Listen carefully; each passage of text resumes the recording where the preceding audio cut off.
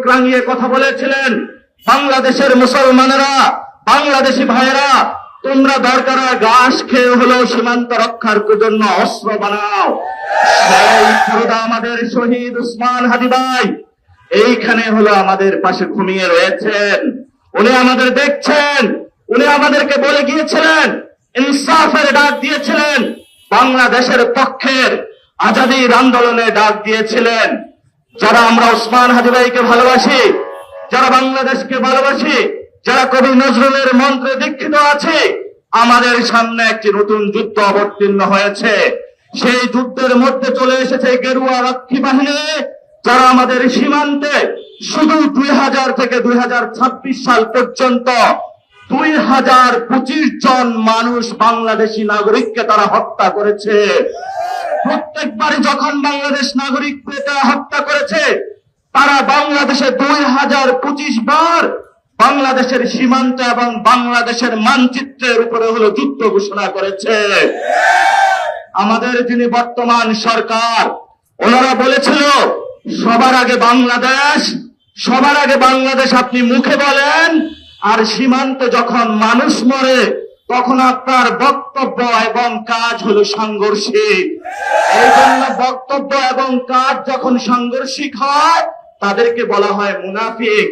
অর্থাৎ আপনি বললেন যে আপনি বাংলাদেশের সংস্কার বাস্তবায়ন করবেন, হ্যাঁ ভোটে ভোট দেওয়ার জন্য জনগণ হ্যাঁ ভোটে ভোট দিয়েছে, এবং বাংলাদেশে কোন সংস্কার আপনি বাস্তবায়ন করছেন না। আমরা যখন এগুলা দেখি তখন আমরা তাদেরকে বলি ভুয়া জাতীয়তাবাদী, ভণ্ড জাতীয়তাবাদী, প্রতারণার জাতীয়তাবাদী।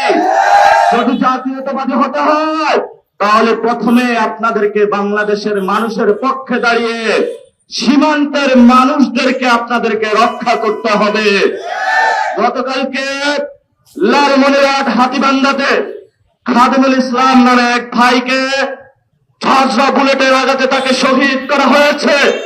সেখানে বিএসএফ বক্তব্য দিয়েছে, তাদের তাল মিলিয়ে বাংলাদেশের যে বাহিনী রয়েছে সীমান্তবর্তী, তারাও বলেছে সে নাকি গরু চোরা চালান করতে গিয়েছে। বাংলাদেশের কোন মানুষ গরু চোরা চালান করতে পারে না, পারে না, পারে না। গরু চোরা চালান করে ইন্ডিয়ান বাহিনী, গরু চোরা চালান করে সেই গেরুয়া বাহিনী। খাদিমুল ইসলাম ভাই গতকালকে উনি সীমান্তবর্তী ওনার সংসারের উনি ধান উৎপাদন করে, ওনার ঘরে চাল আছে। সন্তান তাকে জিজ্ঞাসা করেছে, বাবা আমি চালটা কি দিয়ে খাবো? উনি একজন বাবা হয়ে পকেটে টাকা নাই, মাস্ক ধরার জন্য সীমান্তে গিয়েছিল। তাকে হলো বুলেটের আঘাতে হত্যা করা হয়েছে। অথচ বাংলাদেশ তাকে বয়ান উৎপাদন করছে যে তাকে নাকি গরু চোরাচালান করার জন্য হত্যা করা হয়েছে। 2 দিন আগে আমি কসবা সীমান্তে গিয়েছিলাম। সেখানে হলো স্কুল কলেজ পড়ুয়া একটা ছাত্র, এবং সে 5 ওয়াক্ত নামাজ পড়ত।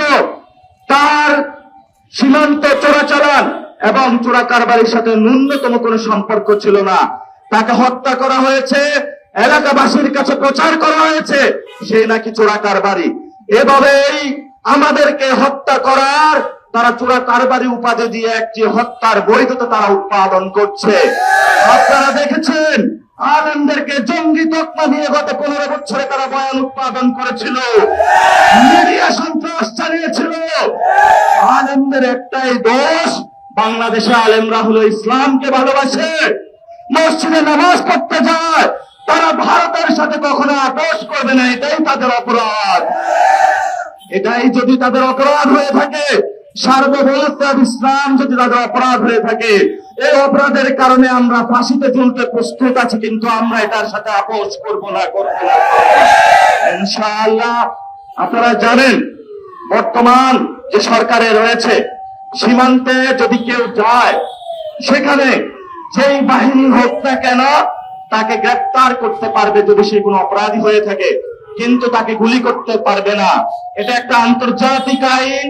স্বরাষ্ট্রমন্ত্রী বক্তব্য দিয়েছেন ওই পারে যদি তারা কাটাতার নির্মাণ করে তাহলে ভারতের এটা আভ্যন্তরীণ বিষয় না। আমরা বলি সীমান্ত মানেই তো আন্তর্জাতিক।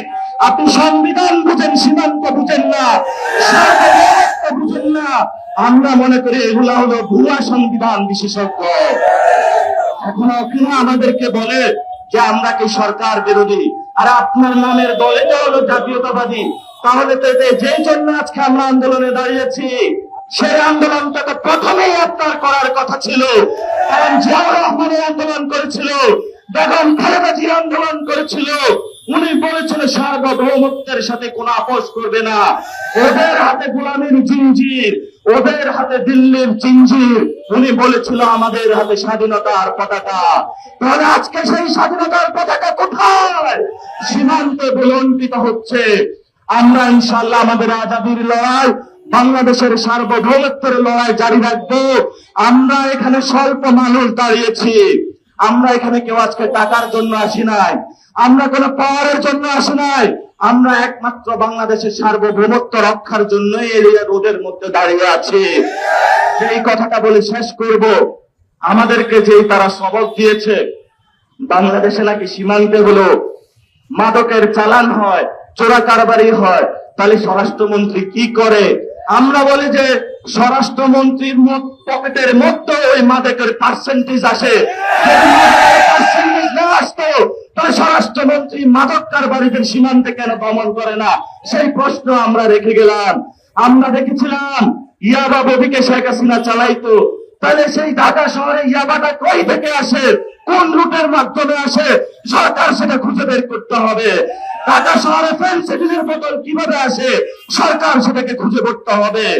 এখন তলে তলে তো ওরাই ফেন্সিডিল খেয়ে বসে থাকে।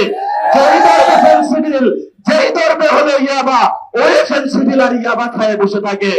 আমরা